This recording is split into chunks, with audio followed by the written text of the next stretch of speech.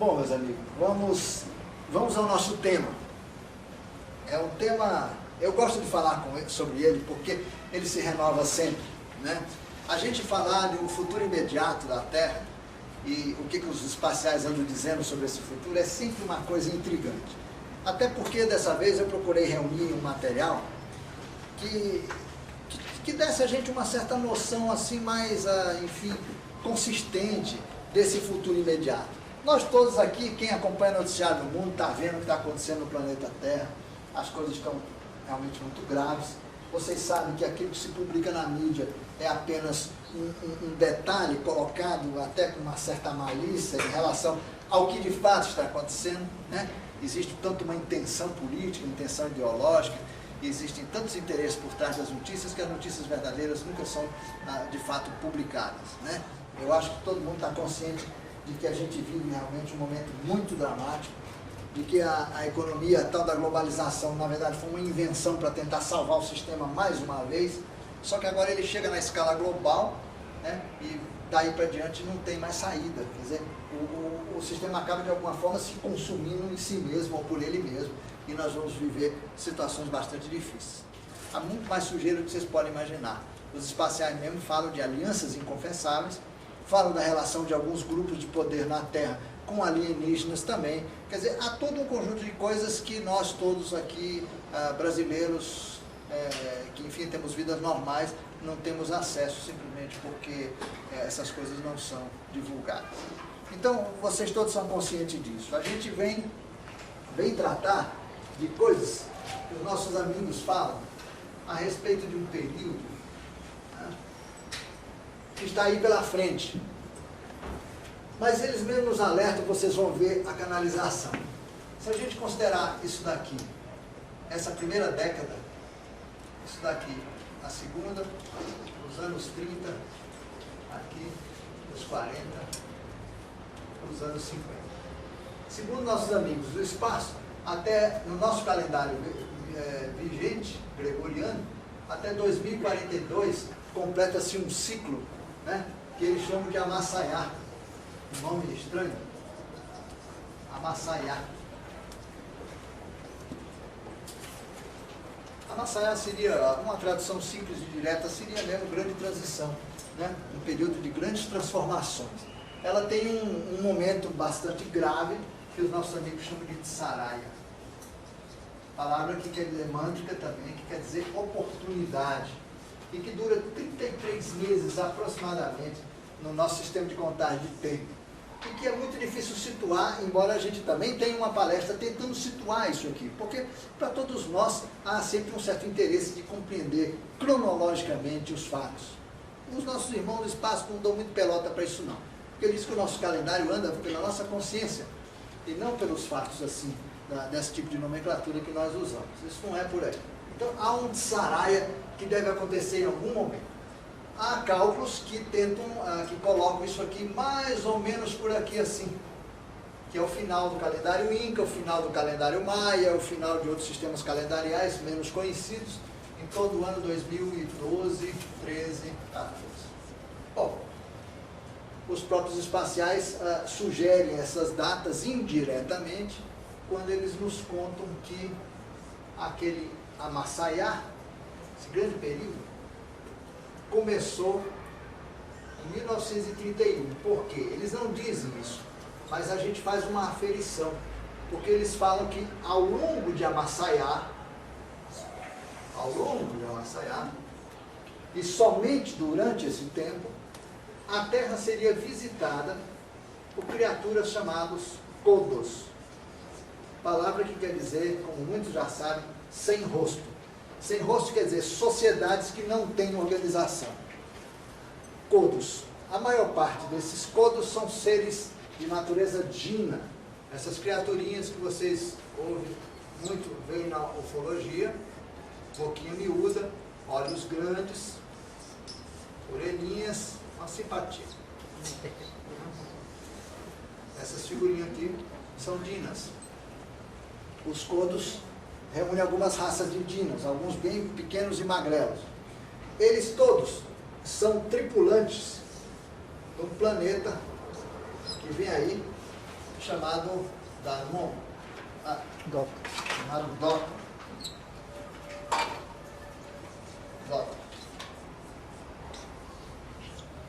São seres que estão tentando resgatar a condição de sociedade organizada. Para que eles consigam se reorganizar, eles precisam estabilizar o material genético deles nessa nova condição, isto é, nesse planeta Dota, que é um planeta que está sendo absorvido pelo sistema solar e para onde uma grande quantidade de gente aqui na Terra deverá se deslocar para continuar seus processos de vida por lá. Esse aqui, portanto, é o mesmo chupão, né, de outras tradições. Ele é também chamado Hercóbulos, é também chamado Tíxia, é também chamado, enfim, nome não falta, Absinto, né? A Bíblia chama de Absinto, é a besta, né? no Nostradamus, o que mais? Tem vários nomes. O fato é que ele deve ser absorvido pelo sistema solar e ele foi ocupado durante a longa trajetória dele por essas criaturas todas. Eles têm vindo à Terra mais ou menos desde 1931. Começaram a chegar em 29, mas em 31 chegou a autoridade máxima deles. E esse grupo foi justamente que começou a fazer contato com a humanidade. O primeiro grande contato deles, no fundo, acabou sendo, não feito, mas absorvido pelos nazistas. Né? Aqui que começa a grande confusão. Apronta-se a Segunda Guerra Mundial. Eu acho hoje que era uma grande desculpa para se pegar esse material aqui. Na verdade, o que estava subjacente ou escondido por trás da Segunda Guerra Mundial não era aquilo que foi dito, mas na verdade a grande gula por um material obtido com essas estranhas criaturinhas que os grupos de nazistas e não nazistas conheciam, principalmente italianos, porque os primeiros incidentes com os codos aconteceram com italianos que viviam em área rural. Depois começa a acontecer também com alemães e gente de fronteira, e por fim os nazistas tomam conta daquela situação e se apropriam daquele material todo, daquele esquema, daquele testemunho dos contactados, das pessoas que eram paranormais ou que se tornaram paranormais no processo. Estabelece uma grande confusão. Tanto é que vocês sabem que quando a guerra termina, em 45, o que foi o grande racha? Né? Russos e americanos falaram. O americano falou, eu fico com von Braun e um monte de coisa, e vocês ficam com fulano de tal e um monte de outras coisas. Então, eles partiram entre si, inclusive material alienígena. Hoje, quem captura naves e como eles chamam, material biológico não terrestre, o nome é bonito pra caramba, de todo lugar do mundo são os Estados Unidos. Os nossos ETs de Varginha foram para lá, apesar das tentativas do governo brasileiro de manterem eles aqui, na Unicamp, na USP, etc. Acabou indo tudo para fora, porque dizem que nós não temos equipamento para estudo de tecidos de origem não terrestre. E realmente, apesar dos esforços, o material foi todo para fora.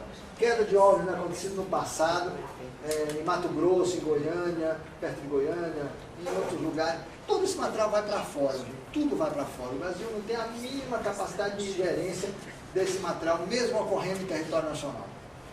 Então, essa grande divisão, vocês veem que o von Braun vai fazer todo o programa espacial americano, né? Ele encontra trabalhos de outros já pronto, como o do Goddard, constrói os grandes foguetes de combustível líquido, né? Que vão dar um grande salto na corrida espacial depois, enquanto os russos trabalham com o que sobrou também, o espólio da guerra, né? Envolvendo os alemães. Mas o fato é que esse negócio aqui, como os espaciais falaram, que essas criaturas aqui, esses codos, iriam passar na Terra 111 anos, e que eles só poderiam estar na Terra durante o período em que a Terra estaria desarranjada energeticamente, isto é, vivendo um processo de transformação da sua intimidade energética, a gente conclui mais ou menos que 111 anos é justamente o período de Amassaiá. Se eles chegam exatamente aqui, 1929, 31, a gente soma 111 anos, nós vamos chegar mais ou menos nessa data aqui, de 2042, como o final do processo de Amassaiá. Né? Agora, como tudo os espaciais explicam, que todo evento tem um período dramático de ruptura, quer dizer, um momento particularmente grave. E isso é Saraya, que é mais curto, são 33 meses de muita confusão. acontece aqui, inclusive no meio desse período, né, que eles também dividem em 7 etapas, um período particularmente quente, que é a chegada deles em massa, né? Quando todos aqueles seres dos quais nos originamos e que vêm acompanhando o processo terrestre vão se mostrar de uma maneira aberta, generalizada. Bom, todos nós ficamos curiosos em relação a esse período aqui, gente, né? O que vai acontecer até aqui, quando isso vai acontecer. Mas a nossa palestra vai tentar se localizar aqui, ó, né? O interesse é por aqui, por um motivo muito simples.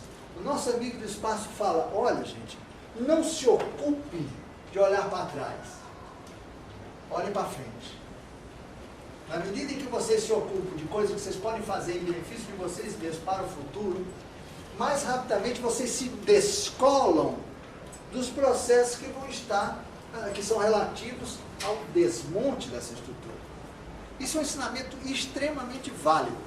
Pessoas preocupadas com o processo que a Terra vai viver ou está vivendo, amedrontadas, procurando de alguma maneira se livrar desses acontecimentos por qualquer meio, elas no fundo estão se condenando a si mesmas, elas estão criando uma situação em que elas acabam dançando junto com o processo de desmonte do sistema. Já as pessoas tranquilas em relação ao desmonte, desapegadas, e que estão edificando uma nova situação para as suas vidas, essas pessoas, elas de alguma forma vão ver esses acontecimentos acontecendo além dela, ou para além, ou ao lado, sem sofrer grandes consequências disso aqui, né? Construindo uma nova realidade. E é aqui que se situa a nossa palestra, e é onde nós encontramos canalizações muito curiosas que nós vamos debater com vocês para elucidar, jogar um pouco de luz no entendimento dessas coisas que vão vir. Porque os nossos amigos falam coisas muito interessantes. Uma das canalizações pergunta, o que seria um mundo onde não existe moeda? E aí outros textos falam onde não existe comércio, indústria, nada dessas coisas. Por que nós não somos capazes de concebê-lo? É interessante, isso, fronteiras, escola, eles chegam a falar templos, está escrito. Eu, hoje de manhã, muito apressadamente, eu fui pegar essas canalizações e tive sorte, daquela sorte que anjo dirige, né? Eu fui em velhos arquivos digitados já há bastante tempo, quando eu abro lá, pimba, o primeiro que vem assim na minha frente, foi, nossa, esse foi mesmo para a palestra de hoje. E é pena que vários deles eu estou sem data em que foram anotados, mas tudo bem, isso é o de menos. Mas dizem respeito a fatos desses tempos muito próximos, que vem aí, conforme as próprias canalizações. Tempo em que nós viveremos ainda, quer dizer, a nossa geração há de viver. E vocês verem que, para que aquilo seja verdade, alguma coisa realmente muito grave deve acontecer por aqui.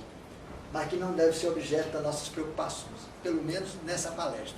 O nosso grande lance vai ser nos ocupar dessas coisas novas que virão, mostrando quanta coisa bonita a humanidade pode experimentar se, pelo menos as pessoas conscientes, né, os que eles chamam de herdeiros do sermão da montanha, né, os pacíficos, se as pessoas deixarem isso daqui acontecerem por conta disso aqui mesmo, né? Que os mortos enterrem os seus próprios mortos, conforme lembrou você na sua carta.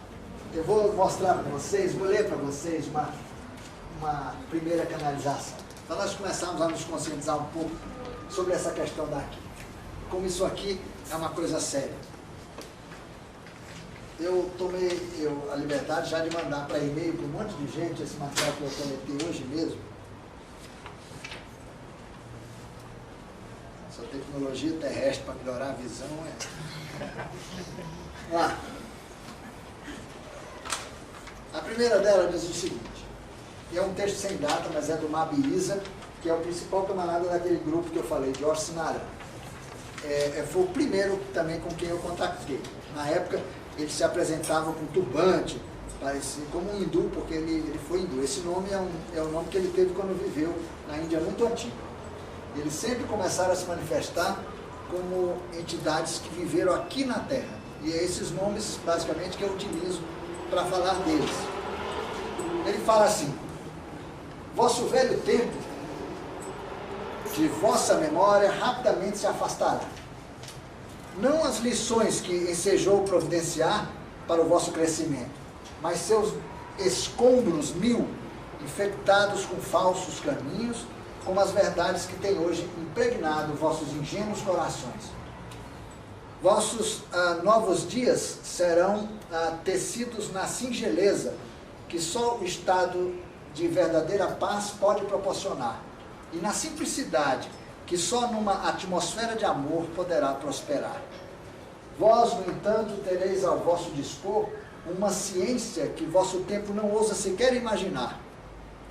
Vosso espírito, deveis saber, enfim, tem todos os caminhos para que possais elaborar qualquer das soluções que vossas vidas possam um dia reclamar. Quando aquele a quem chamais de Criador reconheceu sua obra, não deixou nada por fazer ou para ser um dia feito. Deixou codificado, oculto, sim, para que seus filhos e filhas realizassem seus destinos de luz, brincando de descobrir presentes e mais presentes sem fim. Tá? Então, o que ele passa nisso daqui, dizendo o seguinte, que esse mundo velho, aqui para trás, de nossa memória rapidamente se afastará. Isto é, logo do início desse processo, esqueceremos muito rapidamente isso daqui. Não as lições que ensejou, isto é, aquilo que a gente aprendeu aqui. Isso não, isso permanecerá. Mas os escombros mil, infectados com falsos caminhos, como as verdades que têm hoje impregnado nossos ingênuos corações. Quer dizer, vamos esquecer apenas os fatos, enfim, as coisas, os escombros, mas não as lições aprendidas durante esse período.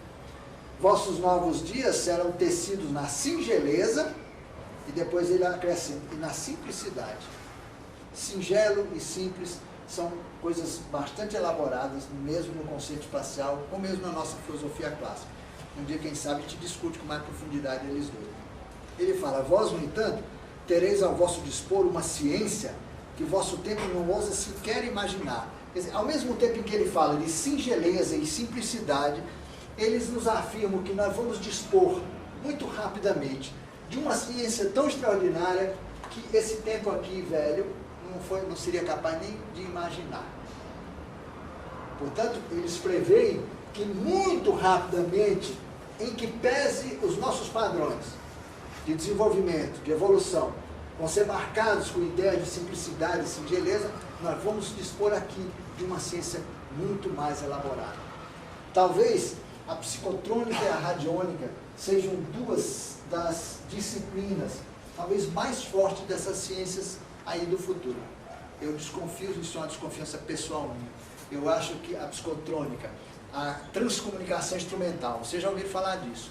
Hoje tem tido sucesso, experiência de tentar contactar seres de outra dimensão de realidade e seres viventes em outras estrelas através de equipamento eletrônico comum.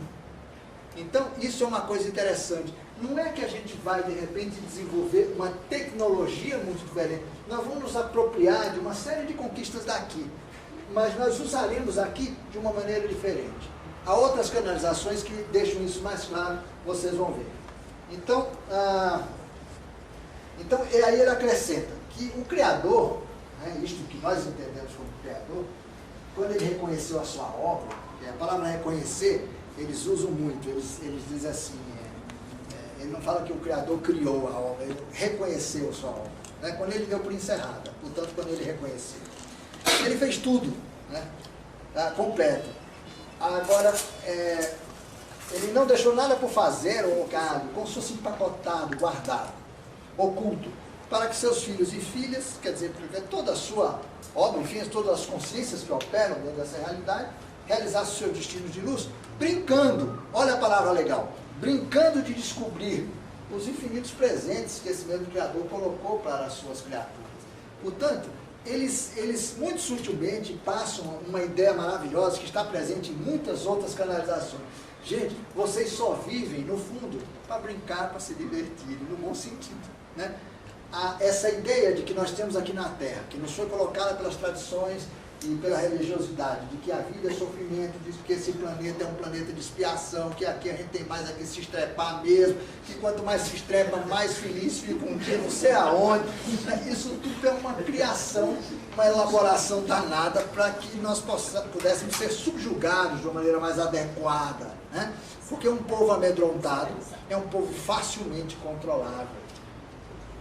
Na medida que nós abandonarmos essa ideia de que, na verdade, como criaturas divinas, nós vivemos para sermos felizes, para sermos livres, vocês vão ver outras canalizações usando a palavra liberdade, e existem para isso, a criação toda está pronta. Então, tudo aquilo que no fundo nós vamos precisar aqui de uma ciência e tecnologia, nesses primórdios, nós já trazemos dentro da gente. É uma questão de descobrir lá, de decodificar, fazer uma releitura nesses níveis profundos. E aqui eu tenho que introduzir um tema que mais ou menos é conhecido de alguns, mas que é muito importante, gente, é muito importante. Eu vou usar desses gráficos para a gente poder entender uma coisa. Eu vou desenhar aqui uma boca de garrafa, uma garrafa disforme. Aqui é a parede de vidro dessa estranha garrafa, né? Aonde nós vamos colocar um líquido qualquer.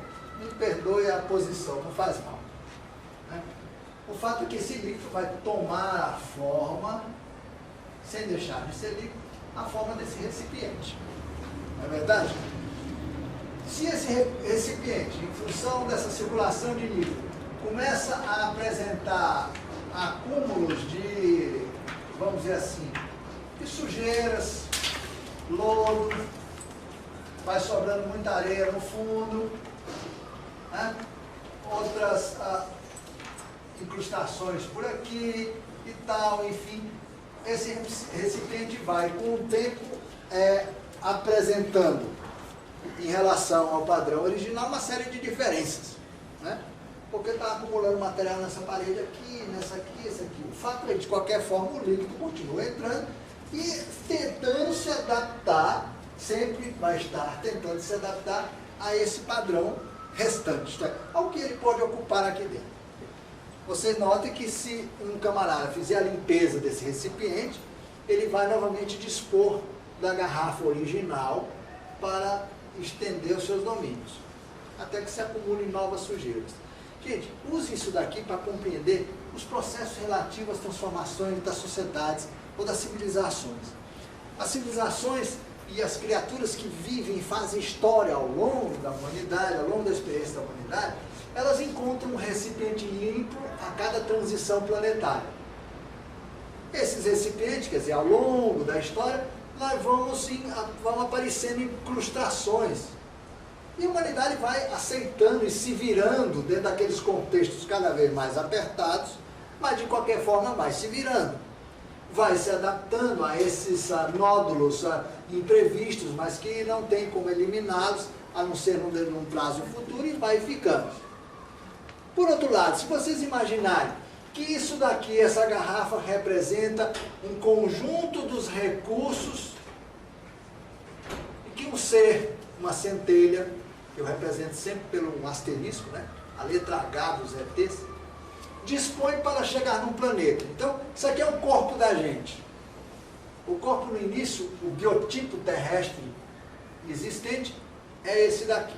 Com o tempo, ele vai recebendo craqueiras, né?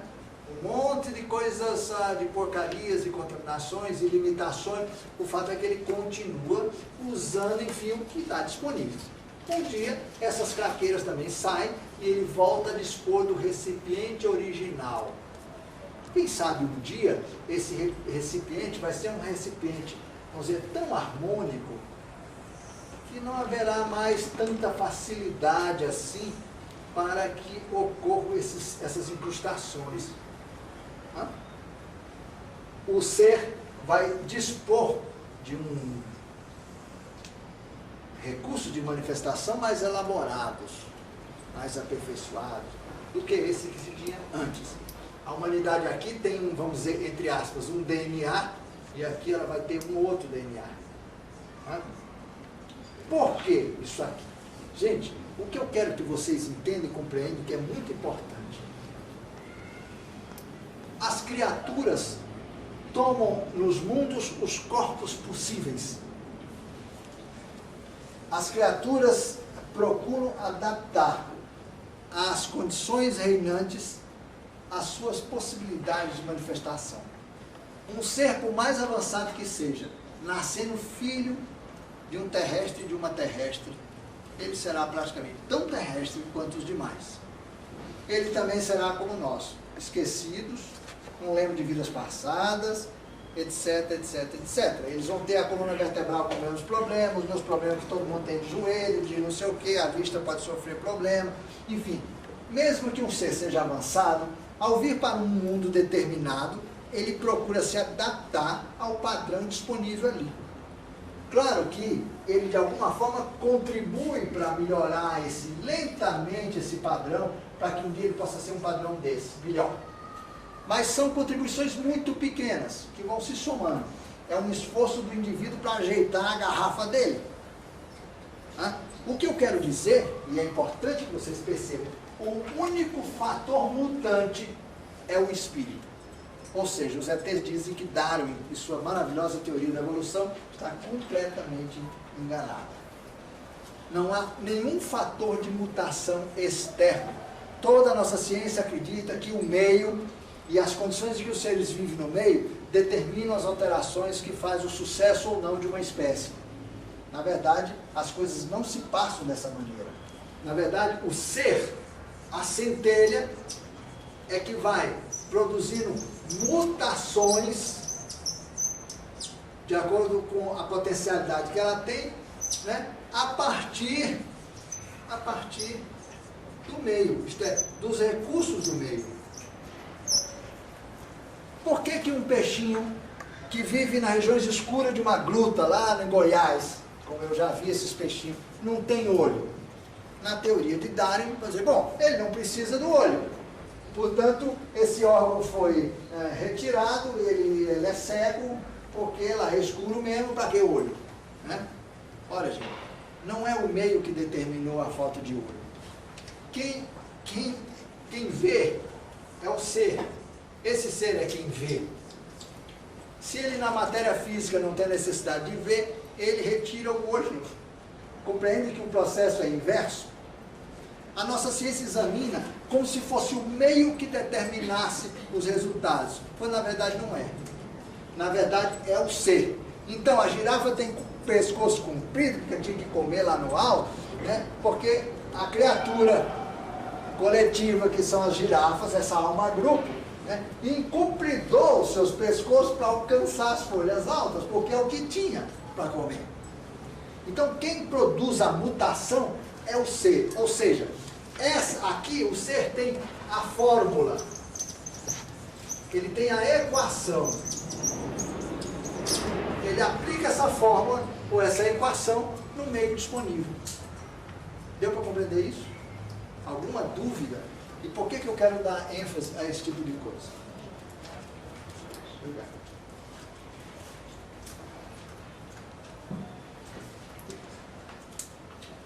Nós costumamos acreditar que as civilizações, todas elas